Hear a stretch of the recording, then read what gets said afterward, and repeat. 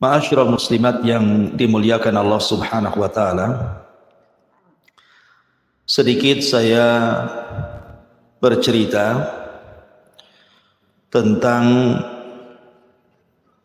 Al-Qur'anul Karim, bagaimana Al-Qur'anul Karim ini sampai kemudian sebuah mushaf yang kita kenal hari ini sebagai Mushaf Utsmani.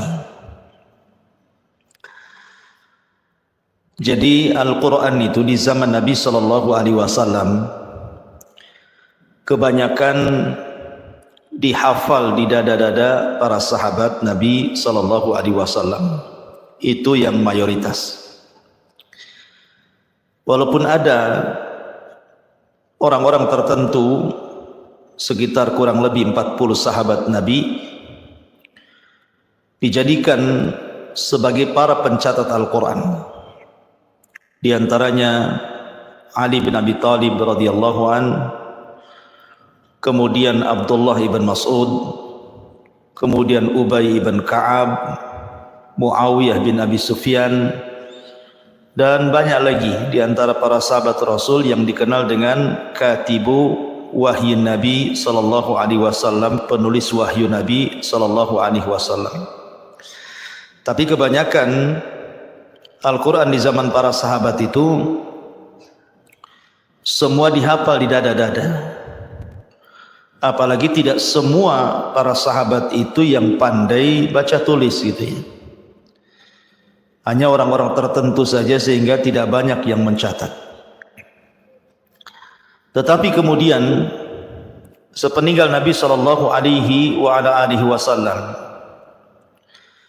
maka ada peristiwa di mana di zaman Abu Bakar Siddiq radhiyallahu an terjadi perang melawan orang-orang murtad. Di antaranya adalah Musailamah al-Kadzdzab, si nabi palsu itu. Lah ketika perang melawan Musailamah al-Kadzdzab yang dikenal dengan perang Yamamah, rupanya banyak yang gugur dalam perang ini para penghafal Quran. Banyak sekali para penghafal Quran yang gugur dalam perang Yamamah ini, sehingga kemudian mengkhawatirkan kaum muslimin kalau seandainya para penghafal Quran itu banyak yang gugur, maka lambat laun Al-Quran itu akan ditinggalkan. Makanya inisiatif Umar ibn al-Khattab radhiyallahu an, Amirul Mukminin Umar ibn al-Khattab di masa kekhilafan Abu Bakar, datang dia kepada Abu Bakar Siddiq radhiyallahu an memberitakan tentang banyaknya para hufad Al-Quran yang meninggal dalam perang Yamamah, dan kekhawatiran Umar ibn al-Khattab radhiyallahu an akan ditinggalkannya Al-Quran di masa depan. Makanya Umar kemudian meminta Abu Bakar sebagai khalifah kala itu untuk mengumpulkan lembaran-lembaran mushaf yang pernah dicatat oleh para sahabat. Pada awalnya Abu Bakar menolak karena hal itu tidak pernah dilakukan Nabi. Tetapi kemudian setelah banyak pertimbangan, akhirnya kemudian Allah pun memberikan hidayah kepada Abu Bakar, meluaskan hatinya dan menerima saran daripada Umar ibn al-Khattab radhiyallahu anhu.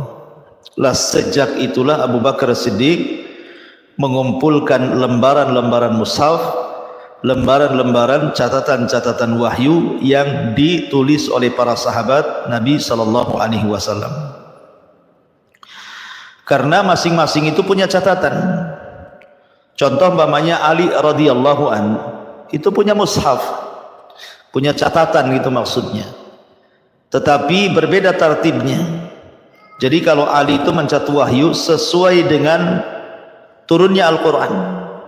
Jadi dicatat surat yang pertama surah Iqra bismi rabbikal ladzi khalaq atau surah Al-Alaq, dan surat yang terakhir adalah surat Idza jaa nasrullahi wal fath wa ra'aitan nas yadkhuluna fi dinillahi afwaja fasabbih bihamdi rabbika wastaghfir innahu kana tawwaba. Itu dalam catatan Ali radhiyallahu anhu. Kemudian juga di antara sahabat yang lain yang punya mushaf adalah Abdullah bin Mas'ud. Lain yang ditulis Ali, lain pula yang ditulis oleh Abdullah bin Mas'ud radhiyallahu anhu. Abdullah bin Mas'ud ketika mencatat wahyu, maka dia mencantumkan tafsirnya sekalian. Jadi bukan ayatnya saja, tetapi tafsirnya juga ditulis sama beliau. Berarti berbeda dengan tulisan Ali radhiyallahu anhu. Kemudian juga berbeda tartibnya. Kemudian juga di sana ada tulisan Ubay ibn Ka'ab dan banyak lagi para sahabat Nabi SAW yang menulis wahyu dari lisan Nabi SAW. Lah, mushaf-mushaf yang di tangan para sahabat itu diminta oleh Abu Bakar, kemudian dikumpulkan menjadi satu, kemudian disimpan sampai masa kekhilafahan Abu Bakar Siddiq radhiyallahu anhu meninggal dunia. Maka disimpanlah catatan-catatan yang terkumpul itu oleh Umar ibn al-Khattab radhiyallahu anhu. Kemudian ketika Umar radhiyallahu anhu meninggal, maka diletakkan di rumah Hafsah bintu Umar radhiyallahu anhu. Lah di masa kekhilafahan Utsman ibn Affan radhiyallahu anhu, sebagaimana riwayat Anas bin Malik radhiyallahu anhu, jadi Hudzaifah ibn al-Yaman ketika diutus untuk menyerang Armenia dan juga sebagian penduduk Irak di zaman Khalifah Utsman ibn Affan radhiyallahu an, terjadi khilaf antar sahabat, khilaf masalah qiraah.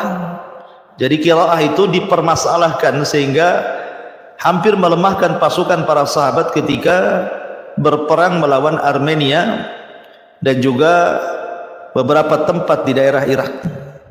Akhirnya kemudian Hudzaifah yang mengetahui khilaf yang kuat di antara para sahabat melapor kepada Utsman ibn Affan radhiyallahu an dan mengatakan, ya Amirul Mukminin, adraka hadhihi al-ummah qabla an yakhtalifu, adrik hadhihi al-ummata qabla an yakhtalifu fil kitabi ikhtilaf al-yahudi wan nasara. Katanya Hudzaifah kepada Utsman bin Affan, wahai Utsman Amirul Mukminin, cobalah temui umat ini sebelum mereka berselisih dalam masalah Al-Quran seperti perselisihan orang-orang Yahudi dan Nasrani. Akhirnya kemudian Utsman pun memerintahkan 3 sahabat Rasul dan 1 tabi'in untuk mengambil catatan-catatan yang di rumah Hafsah yang pernah dikumpulkan di zaman Abu Bakar, disimpan Umar, kemudian terakhir disimpan di rumahnya Hafsah bintu Umar atau zaujatun Nabi sallallahu alaihi wasallam. Maka Utsman kemudian memerintahkan pertama Zaid ibn Thabit, sahabat Nabi. Kemudian Abdullah ibn Zubair, sahabat Nabi. Kemudian Sa'id ibn al-As, sahabat Nabi. Kecuali 1 orang, Abdurrahman ibn al-Harith ibn Hisham, ini seorang tabi'in.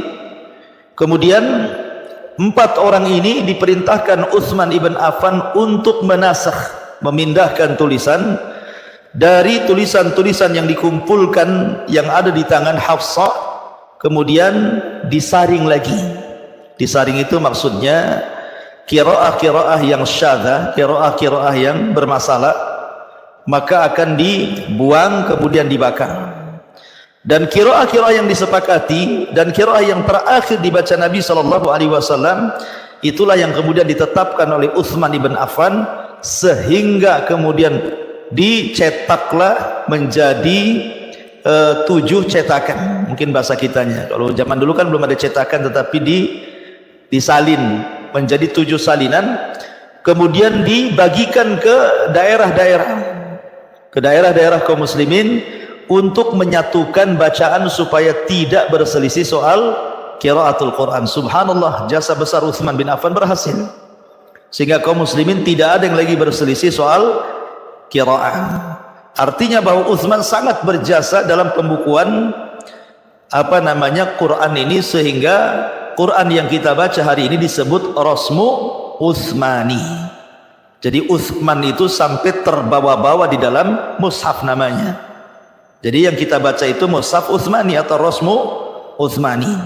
Itu secara global sejarah pembukuan daripada Al-Quran. Adapun terkait dengan marhalah ketika pembukuan Al-Quran sampai kemudian sekarang Al-Quran itu enak kita baca. Sebenarnya dulu Al-Quran itu susah untuk dibaca, Bu. Karena marhalah yang pertama ketika penulisan Al-Quran itu tidak ada titiknya. Jadi tidak bisa dibedakan mana ba, mana ta, mana sa, mana kha, mana za, mana ra, mana shin, mana sin, tidak bisa. Ya. Karena di permulaan pencatatan Al-Quran itu tidak ada titiknya. Jadi susah membedakan shin dengan sin, ra dengan za, ba dengan sa, itu susah gitu ya, karena tidak ada titiknya. Ya. Dan itu para ulama menyebutnya dengan sebutan muhmalah. Muhmalah itu artinya huruf-huruf hijaiyah tanpa titik, itu namanya huruf muhmalah. Kemudian marhalah yang kedua baru kemudian meletakkan titik yang disebut dengan mu'jamah. Makanya ada qiraah muhmalah, ada qiraah mu'jamah. Artinya mulai dikasih titik sehingga dibedakan mana ba, mana ta, mana sa, mana jim, mana kha, mana shin, mana za. Jadi dibedakan tuh antara ra dengan za, shin dengan sin, ta dengan sa, itu akhirnya ketahuan gitu ya dengan diletakkannya titik-titik itu. Kemudian marhalah yang ketiga baru kemudian diletakkan syakal. Diletakkan syakal itu artinya diletakkan ada fathah, ada kasrah, ada dhammah, ada sukun. Mulailah Al-Quran mudah dibaca. Kemudian marhalah yang terakhir, marhalah yang keempat, memasukkan ulumul arabiyah ke dalam Al-Quran. Jadi dimasukkanlah ilmu bahasa Arab ke dalam Al-Quran. Ilmu bahasa Arab itu ya terkandung padanya ilmu nahwu, ilmu saraf, ilmu nazam, ilmu badi', ilmu ma'ani, macam-macam pokoknya yang terkait dengan balaghah gitu ya. Ilmu bahasa Arab ini akhirnya dimasukkan ke dalam Al-Quran sehingga tahu ujung harokat yang dibaca, apakah dhammah, apakah fathah, apakah kasrah, apakah dia rafa, apa nasab, apa jar, apa sukun gitu, jazm, sehingga mulai teranglah sehingga mudah untuk dibaca. Dan yang memasukkan ilmu ulumul arabiyah ke dalam Al-Quran itu adalah yang mengasasnya Ali radhiyallahu an.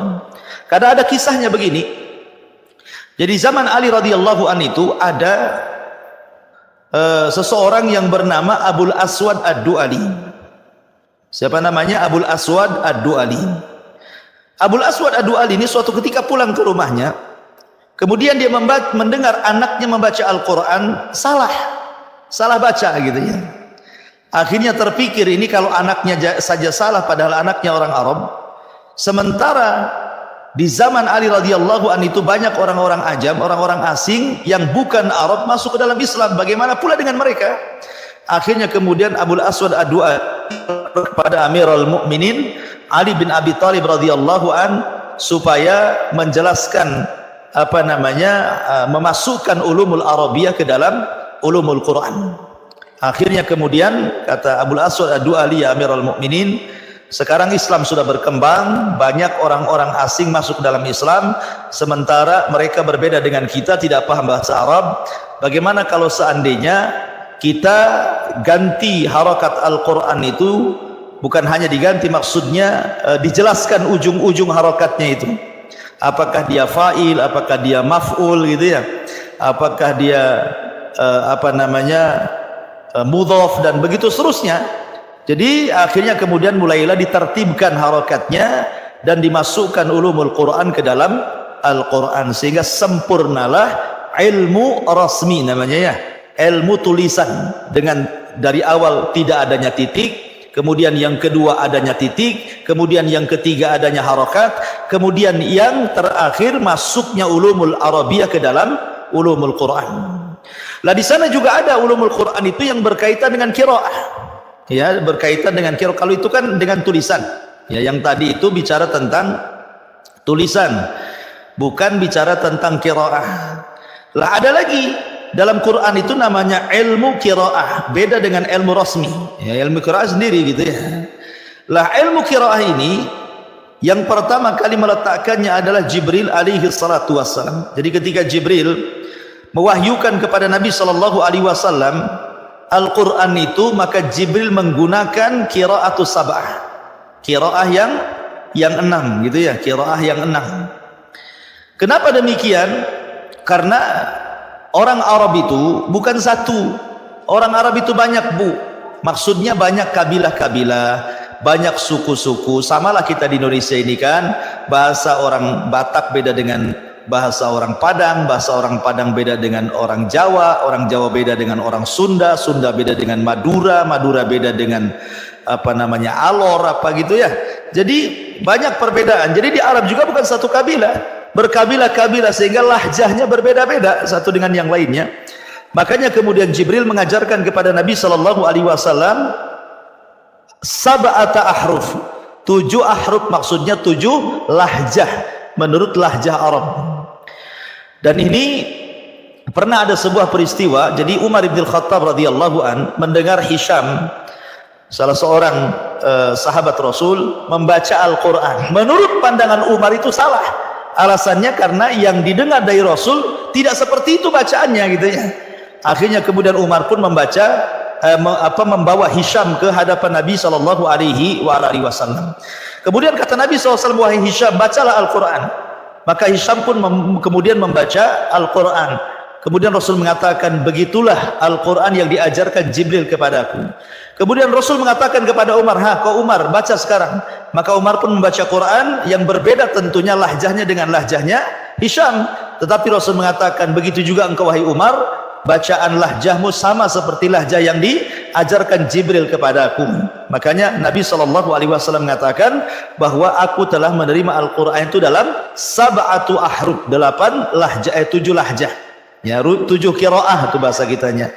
Tapi kemudian berkembang ya, dari qiraatus sab'ah menjadi qiraatu asyarah gitu ya, namanya qiraah banyak akhirnya karena berkembangnya ilmu pengetahuan, sehingga berkembang pula ilmu qiraahnya. Jadi yang berkaitan dengan Al-Quran itu ada 2 ilmu yang disisipkan ke dalamnya. Pertama ilmu rasmi, yang kedua ilmu qiraah. Makanya kan qiraah macam-macam Bu ya, ada qiraah qaulun, ada qiraah apa lagi itu, macam-macam qiraah ya.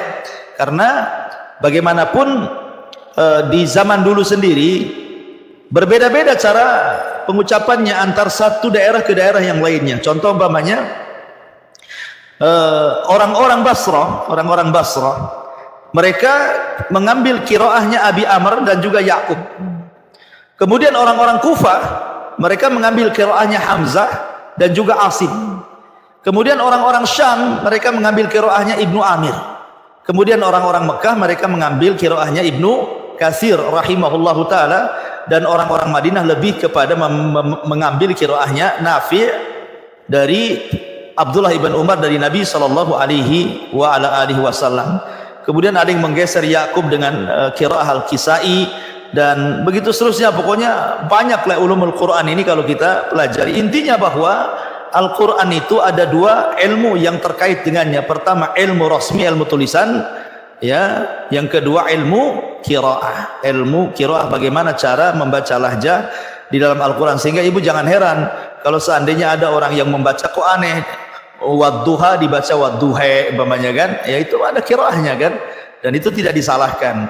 Yang menyalahkan itu karena tidak paham ilmu qiraah, sehingga seolah-olah itu salah gitu ya, padahal dia yang jahil ya. Taib, itu diantara sekilas pandang soal pembukuan Al-Quran dan ilmu Al-Quran yang terkait dengan Al-Quran itu sebagai faedah saja. Kita masuk pada bab tentang beriman kepada Al-Quran Al-Karim. Ma'asyiral muslimat yang dimuliakan Allah Subhanahu wa taala.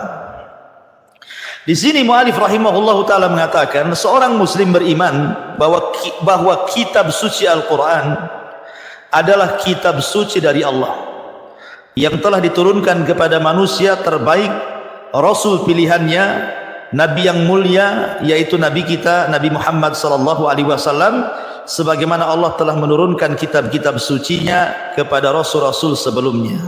Artinya bahwa Al-Quran itu bukan satu-satunya kitab yang diturunkan Allah. Sebelumnya sudah ada kitab-kitab yang diturunkan Allah. Di sana ada Taurat diturunkan kepada Nabi Musa. Di sana ada Zabur diturunkan kepada Nabi Dawud. Di sana ada Injil diturunkan kepada Nabi Isa bin Maryam. Dan sebelum daripada 4 kitab ini, Taurat, Zabur, Injil dan Quran, ada yang disebut dengan suhuf, lembaran-lembaran. Tidak disebut namanya, cuman suhuf. Ya, kononnya 100 suhuf yang diturunkan oleh Allah Azza wa Jal, 50 suhuf kepada Nabi Syith, 30 suhuf kepada Idris, 10 suhuf kepada Nabi Ibrahim alaihi salatu wassalam, dan 10 suhuf kepada Nabi Musa. Ada yang mengatakan suhuf Musa itu maksudnya Taurat, tapi ada juga yang mengatakan suhuf sendiri Taurat sendiri, wallahu alam. Tapi yang jelas bahwa kitab-kitab langit itu banyak, Bu ya. Ya, bukan hanya Al-Qur'an, di sana ada suhuf, di sana ada Taurat, di sana ada Zabur, di sana ada Injil, di sana ada Al-Qur'an. Adapun perbedaannya tentu berbeda antara Al-Qur'an dengan kitab-kitab sebelumnya. Contoh umpamanya kitab Zabur. Kitab Zabur itu tidak bicara tentang masalah hukum-hukum. Jadi dalam kitab Zabur tidak ada hukum-hukum yang dijelaskan di situ. Jadi Zabur itu isinya hanya mawaid, nasihat-nasihat, wejangan-wejangan gitu ya, membangkitkan orang untuk ibadah, raqaiq untuk melembutkan hati, dan begitu seterusnya. Tidak seperti Al-Quran, ada hukum sholatnya, ada hukum zakatnya, ada puasanya, hukum-hukum macam-macam lah di Quran itu dicantumkan. Tapi Zabur tidak ada. Zabur itu hanya sifatnya mawaid saja.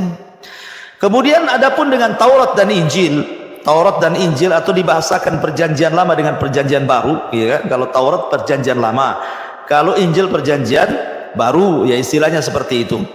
Lah ada yang mengatakan bahwa Taurat itu lebih lengkap dari segi hukum-hukum yang dicantumkan di situ dibandingkan dengan Injil. Ya, ada yang mengatakan seperti itu, wallahu alam. Dan ingat bahwa Injil tidak menghapus Taurat. Ya. Jadi Taurat sendiri, Injil juga sendiri. Tidak dengan kedatangan Injil kemudian Taurat dihapus, dan Taurat pun tidak bisa menghukumi Injil. Itulah bedanya Al-Quran, Injil dan Taurat. Ya, Quran itu dijadikan muhaiminan, dijadikan hukum bagi yang ada di Taurat ataupun yang ada di Injil. Tetapi sesama Injil dan Taurat tidak saling menghukumi dan tidak saling menghapus gitu ya.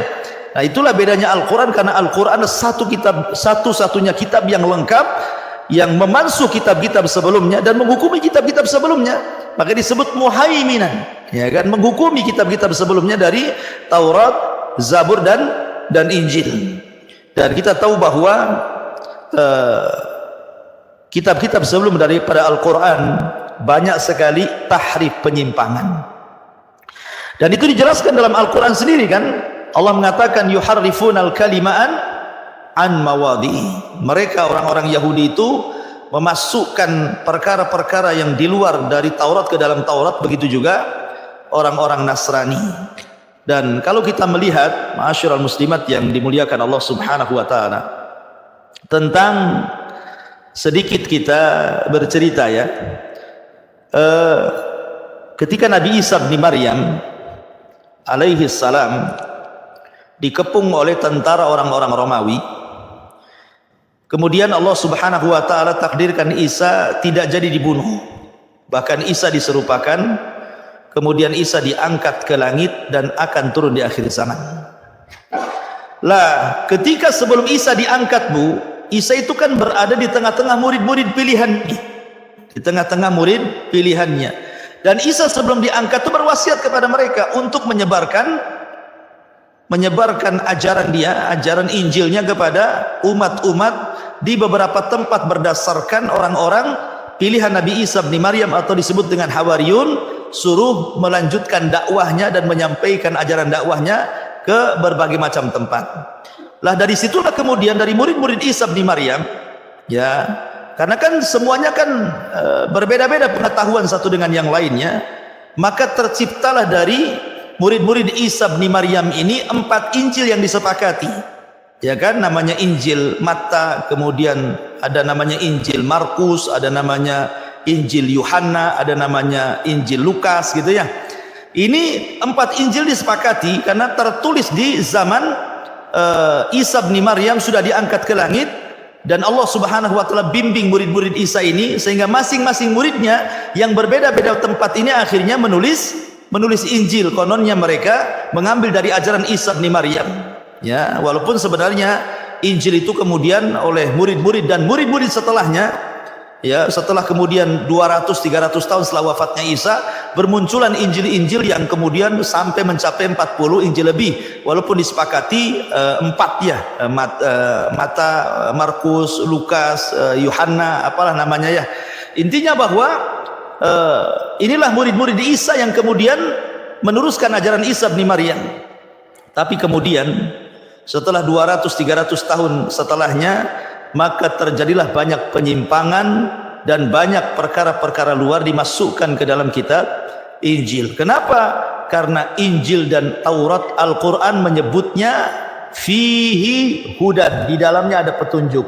Beda dengan Al-Quran, langsung Allah katakan hudan lil muttaqin. Quran sendiri adalah hudan, petunjuk gitu ya.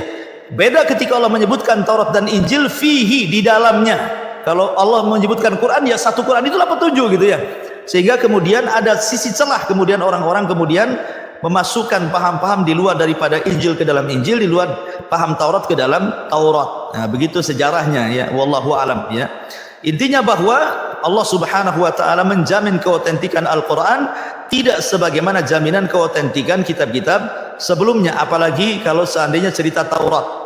Cerita Taurat di zaman Nabi Uzair gitu kan. Taurat itu kan ketika penyerangan Baitul Maqdis ataupun Palestina oleh tentara Bukhtun Nasr, Tauratnya hilang ya. Taurat yang disimpan oleh Uzair itu entah kemana hilang ya. Ada yang mengatakan rusak sehingga kemudian banyak yang tidak bisa dipahami. Makanya kemudian Bani Israel meminta kepada Nabi Uzair untuk dibacakan Taurat kepada mereka. Sementara Taurat yang aslinya sudah tidak ada lagi, sudah banyak rusak gitu ya. Makanya Allah Subhanahu wa taala ilhamkan kepada Uzair, dia sanggup menghafal Taurat lewat hafalannya. Akhirnya kemudian Bani Israel terkagum-kagum dengan Uzair.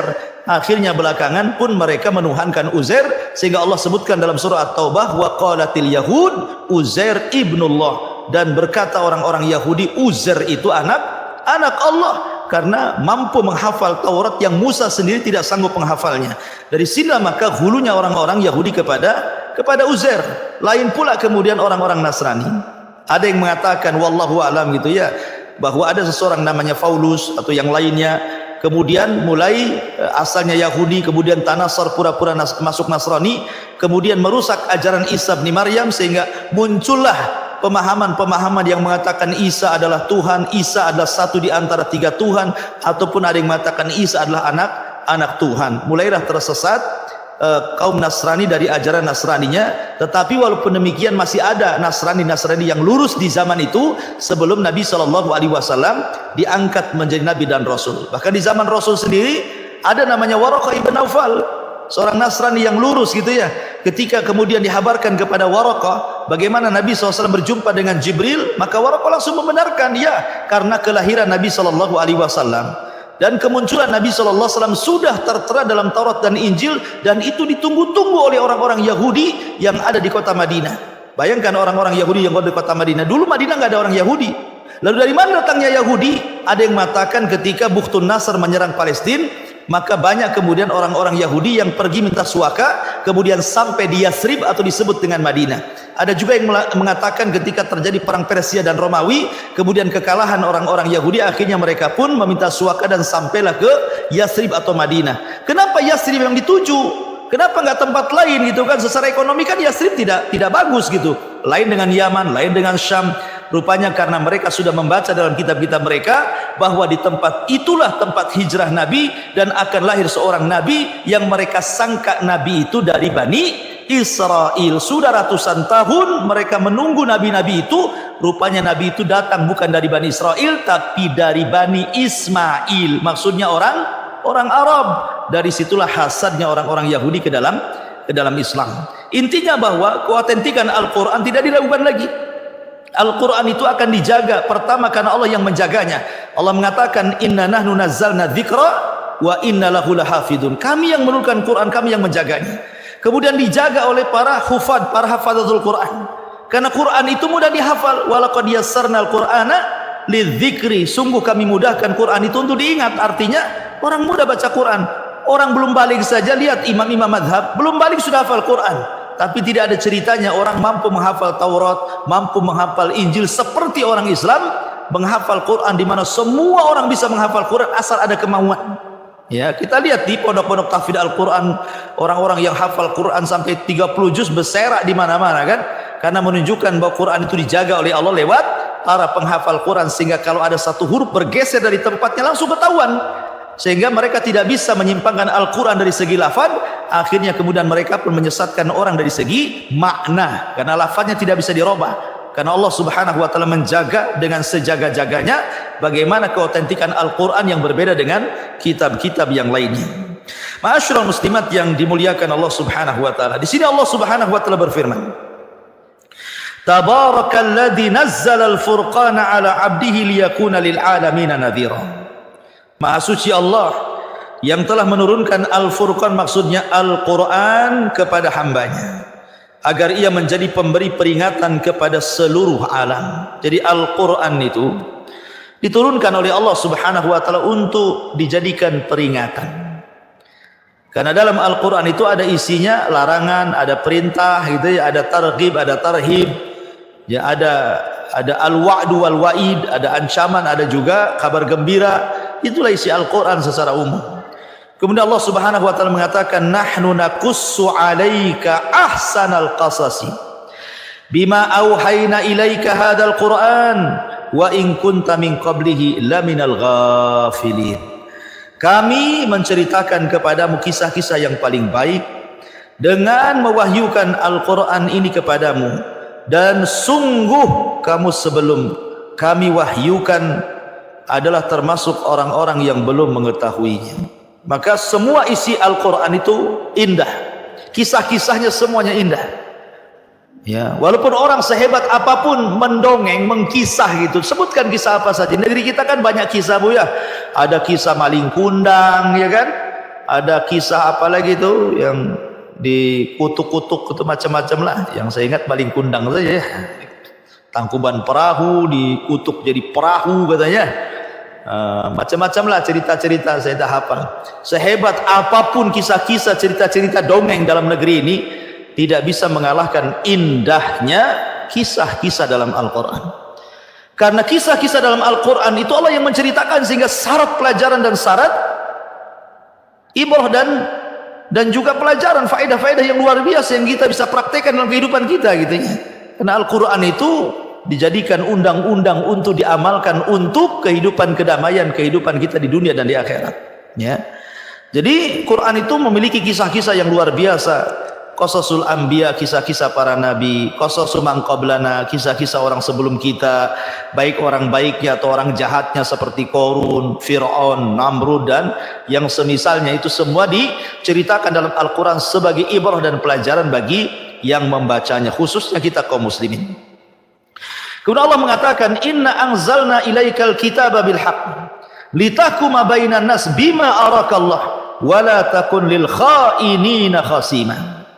Sesungguhnya kami telah menurunkan kitab kepada, maksudnya Al-Quran, dengan membawa kebenaran supaya kamu mengadili antara manusia dengan apa yang telah Allah wahyukan kepadamu, dan janganlah kamu menjadi penentang orang-orang yang tidak bersalah karena membela orang-orang yang khianat. Artinya begini Bu, Quran itu solusi. Apapun permasalahan ibu, pasti setiap orang itu kan punya masalah Bu, itu semua solusinya dalam Al-Quran. Sebutkan masalah apa saja, semua solusi dalam Al-Quran. Quran itu solusi. Makanya Allah mengatakan, fa in tanaza'tum fi syai'in farudduhu ila Allahi wa Rasul. Kalau kalian bermasalah dengan sebuah permasalahan, syai'un di sini fi syai'in nakirah tufidul umum, maksudnya masalah agama kah, masalah dunia kah, kalau ingin selesai kembalikan kepada Allah Al-Quran dan kepada Rasul, sunnah Nabi SAW. Karena Rasul mengatakan, innama utitu al-kitab wa mislahuma, telah diberikan kepadaku Alkitab dan yang semisalnya, maksudnya sunnah Nabi SAW.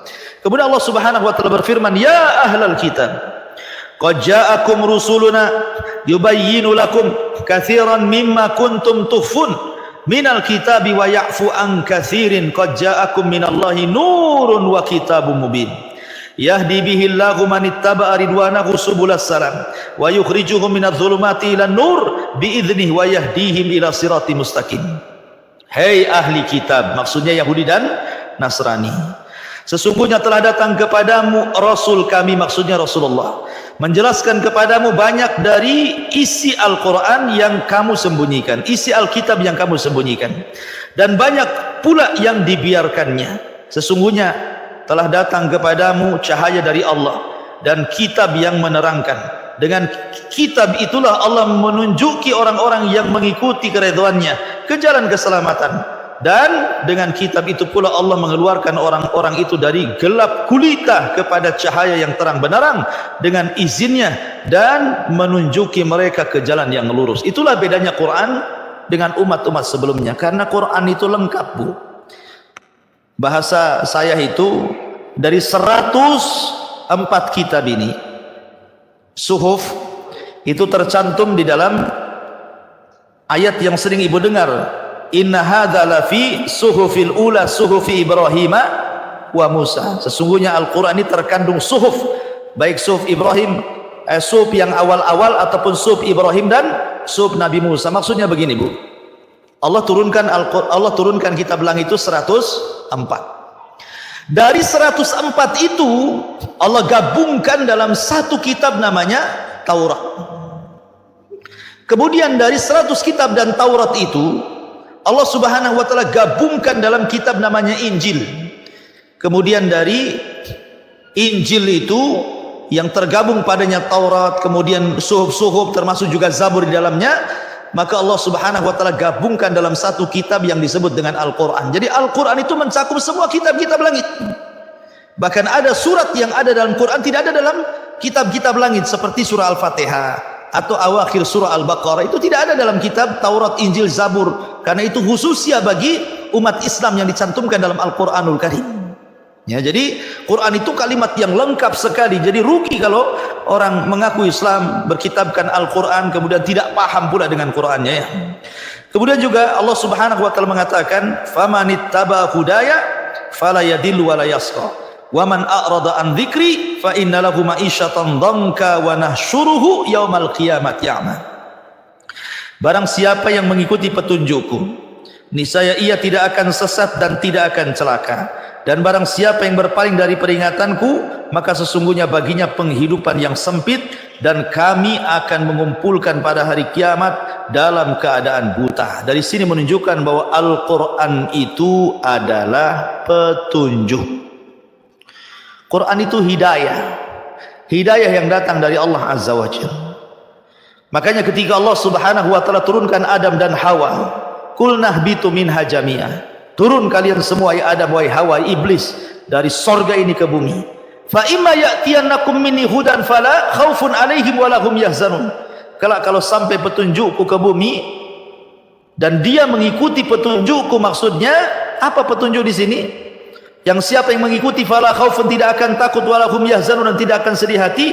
Kata para ulama, yang dimaksud petunjuk yang Allah turunkan ke bumi ketika menurunkan Adam, Hawa dan iblis, artinya Allah akan mengutus para utusan dari kalangan para nabi dan rasul dan kitab-kitab yang turun dari langit atau disebut dengan kutubus samawat. Allah utus para nabi, diturunkan padanya suhuf seperti Syith, Idris, Ibrahim, kemudian Musa. Itulah petunjuk. Kemudian Allah turunkan Taurat dan juga Nabi Musa sebagai utusannya. Itulah petunjuk. Siapa yang ikut Nabi Musa dan Taurat di zamannya, selamat dia. Kemudian Musa meninggal, datang Zabur dengan Daud yang ditunjuk oleh Allah untuk memegang Zabur. Siapa yang ikuti Zabur dan Daud, maka itulah petunjuk di zamannya, sampai kepada Isa dan Injilnya. Siapapun yang mengikuti Isa dan Injilnya di zamannya, maka selamat. Maka era mereka sudah lewat, masuklah era kenabian Rasul kita Muhammad SAW dengan Al-Quran yang di tangannya. Maka siapapun yang mengikuti Al-Quran dan juga sunnah Nabi SAW, maka dia akan mendapatkan petunjuk dari Allah. Taraktu fikum amraini lan tadillu ma tamassaktum bihima kitaballah wa sunnati. Ku tinggalkan kepada kalian dua perkara, siapa yang mengikutinya tidak sesat kalian selamanya, Al-Quran dan juga sunnah Nabi sallallahu alaihi wa ala alihi wasallam. Kemudian juga Allah mengatakan, innahu lakitabun aziz la ya'tihi al-batilu min baini yadayhi wala min khalfihi tanzilun min hakimin hamid. Sungguhnya Al-Quran itu adalah kitab yang mulia, yang tidak datang kepadanya kebatilan, baik dari depan maupun dari belakang, yang diturunkan dari Rabb yang maha bijaksana lagi maha terpuji. Artinya bahwa Al-Quran yang kita baca setiap hari, yang kita dengarkan ketika menjadi menjadi makmum dalam solat, atau yang dibaca imam, tidak ada satupun ayatnya mengajarkan kebatilan. Tidak ada. Bahkan satu ayat yang bertentangan dengan ayat yang lain pun tidak ibu dapati. Karena Allah mengatakan walau kana min indi ghairillahi lawajadu fi ikhtilafan katsira. Kalau Quran itu bukan datang dari Allah tapi datang dari selain Allah, kau akan dapati banyak kontradiktif di dalamnya, perselisihan dalamnya. Masa ayat satu bertentangan ayat yang lain?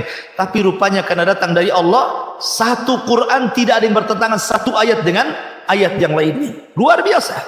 Ya. Dan itu menunjukkan apa? Keautentikan Al-Qur'anul Karim, sehingga Allah mengatakan inna nahnu nazzalna dzikra wa inna lahu lahafidun. Kami yang menurunkan Quran, kami yang menjaga Al-Quranul Karim.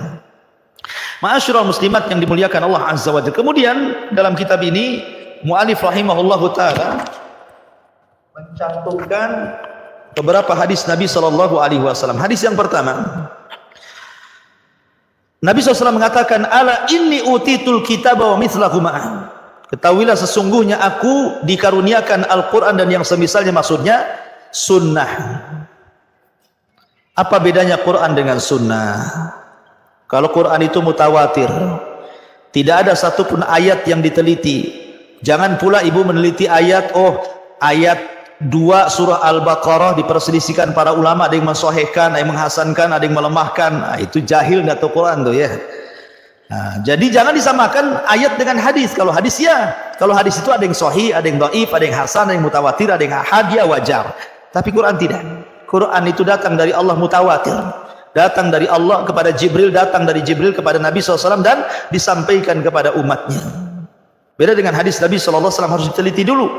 Apalagi di zaman setelah banyaknya para pemalsu hadis, maka harus diteliti oleh para ulama pakar, sehingga bisa menyaring mana hadis yang dhaif, mana yang sahih, mana yang palsu, mana yang tidak, mana yang ahad, mana yang mutawatir, mana yang begitu seterusnya, ya kan?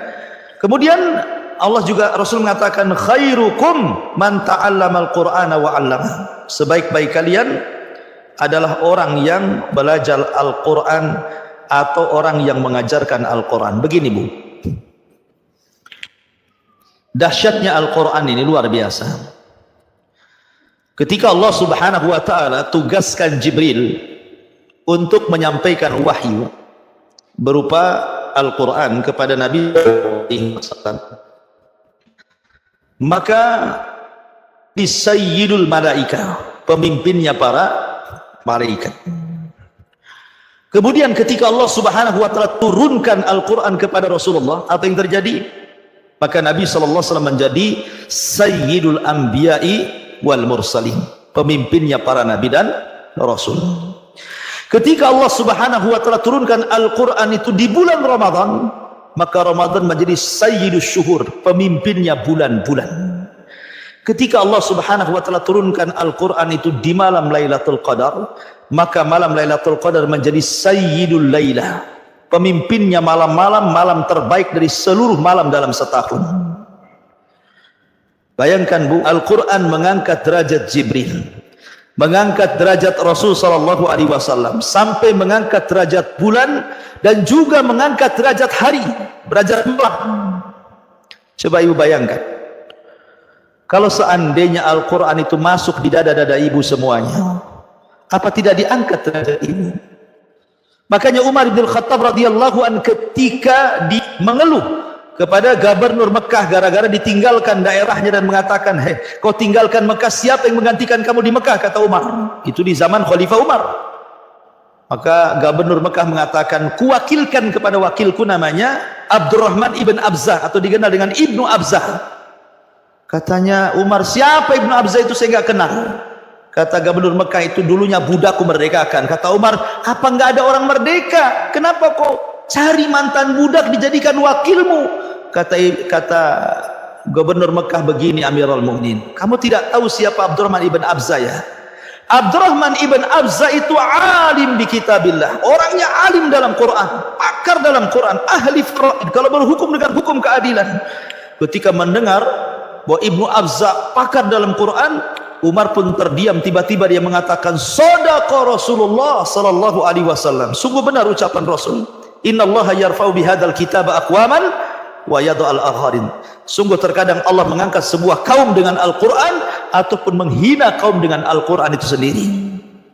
Jadi Al-Qur'an itu mengangkat pelakunya.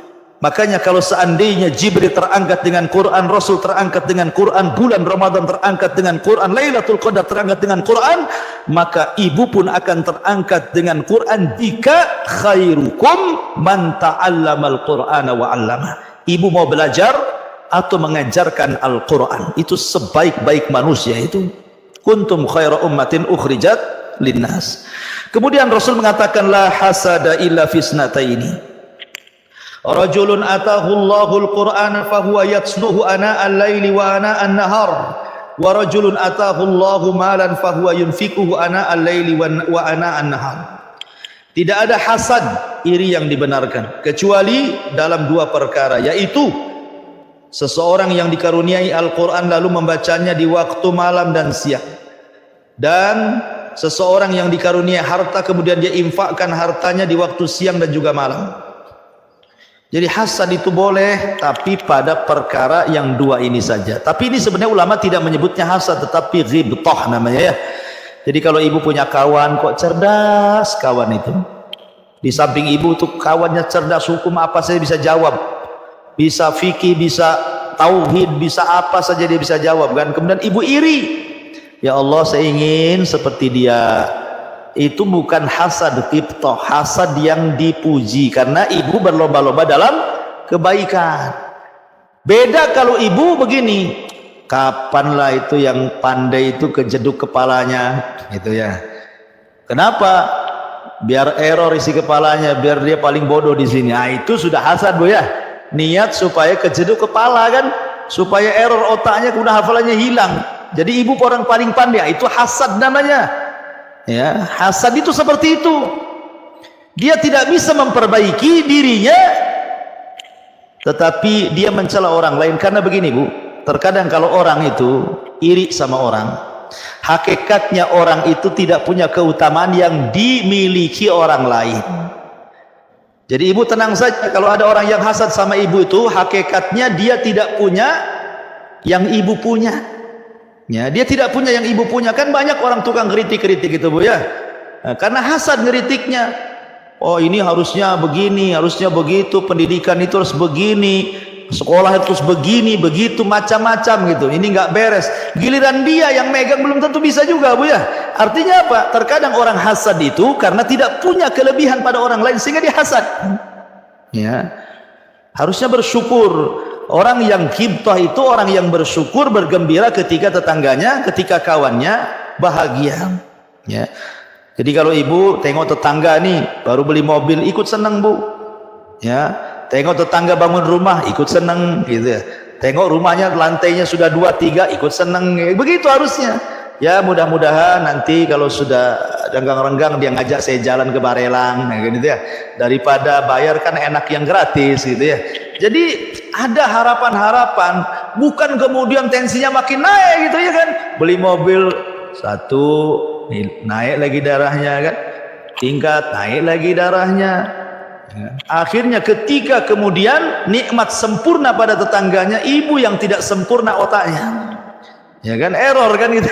Tengoknya kawannya kok makin ini, kok saya makin terjun gitu ya. Makanya kenapa di sini tidak boleh hasad kecuali kepada dua orang, kepada orang yang ya memang dia pakar Quran, kapan ya seperti dia, atau orang yang dermawan kaya, aku pun kalau punya uang inginlah kayak dia. Itu namanya ghibthah berpahala Bu, ya kan. Kemudian juga hadis Nabi SAW mengatakan, ma minal anbiya nabiyun illa wa qad u'tiya minal ayati ma mithluhu amana alaihi bashar wa inna ma kana alladhi utituhu wahyan awhallahu ilayya farju an akuna aktsarahum tabi'an yaumal qiyamah. Tiada seseorang nabi pun melainkan telah diberi ayat-ayat mukjizat yang semisal dengan mukjizat nabi sebelumnya, yang dengannya manusia akan beriman. Dan sesungguhnya yang dikaruniakan kepadaku itu berupa wahyu yang diwahyukan Allah kepadaku. Maka aku berharap menjadi nabi yang terbanyak pengikutnya pada hari kiamat. Ingat bahwa mukjizat Al-Quran itu mukjizat yang paling agung di antara mukjizat para nabi yang Allah anugerahkan kepada para nabi sebelum Nabi SAW, karena mukjizat itu berakhir dengan wafatnya para nabi, tapi Al-Quran tidak berakhir dengan wafatnya Nabi SAW. Dan yang terakhir kata mu'alif, lau kana Musa au Isa hayyan ma wasi'ahu illa ittiba'ani. Kalau sekiranya Nabi Musa atau Isa masih hidup, niscaya tidak ada pilihan lagi kecuali harus mengikutiku. Dari sini bahwa setelah Al-Quran diturunkan, kemudian Nabi ditutup dengan kenabian, Rasul kita Muhammad SAW la nabiyya ba'di, tidak ada nabi sepeninggalku, maka siapapun Yahudinya, siapapun Nasraninya yang mendengar kedatangan Rasul SAW dan Quran yang diturunkannya kemudian tidak beriman, maka dipastikan dia menjadi penduduk jahannam. Wallahu a'lam. Yang ini berdasarkan riwayat hadis Nabi SAW.